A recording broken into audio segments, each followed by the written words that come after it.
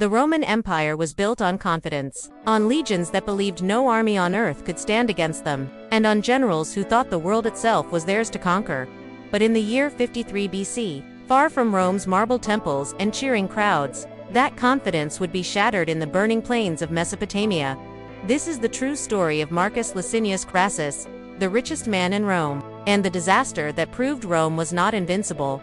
Rome had already conquered Gaul in the west and dominated the Mediterranean world. To the east, however, stood a powerful and unfamiliar enemy: the Parthian Empire. Parthia controlled the trade routes of the Silk Road and possessed immense wealth. More importantly, it had never been defeated by Rome. Crassus did not go to war for Rome's safety, he went for glory.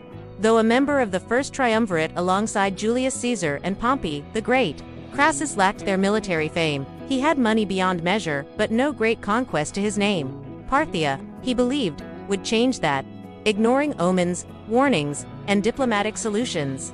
Crassus led 7 Roman legions, around 40,000 men, across the Euphrates and into hostile territory. The Roman army was unmatched in close combat. Its strength lay in heavy infantry, disciplined formations, and brutal efficiency. But Parthia fought a different kind of war.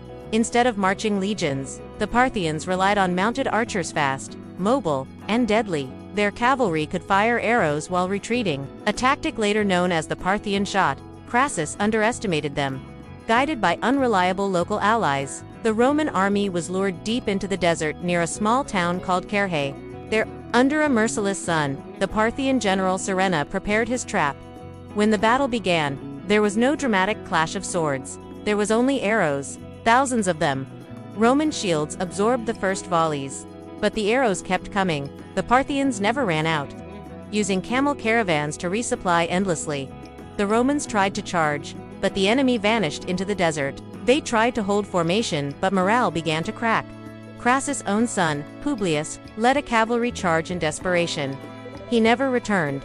Surrounded and cut down, Publius was killed, and his severed head was later displayed to the Roman army. At that moment, the battle was lost. By nightfall, the Roman army was broken. Thousands lay dead, thousands more were captured and marched east, never to be seen again.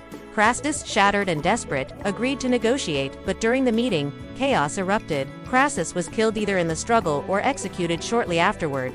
According to later Roman accounts, the Parthians poured molten gold into his mouth, a symbolic end for a man whose ambition had been driven by wealth. The defeat at Carrhae was more than a lost battle, it was a psychological wound. For the first time in generations, Rome had been utterly humiliated by a foreign power. The eastern frontier would remain unstable for centuries, and Rome would never again underestimate Parthia. Crassus' death also shattered the balance of power in Rome, accelerating the civil wars that would soon destroy the Republic itself. All because one man believed Rome could never lose. Just as Rome's expansion into Africa was halted by geography, trade realities, and resistance, its eastern ambitions met a force it could not simply overwhelm. Empires do not fall only to enemies. Sometimes, they fall to pride.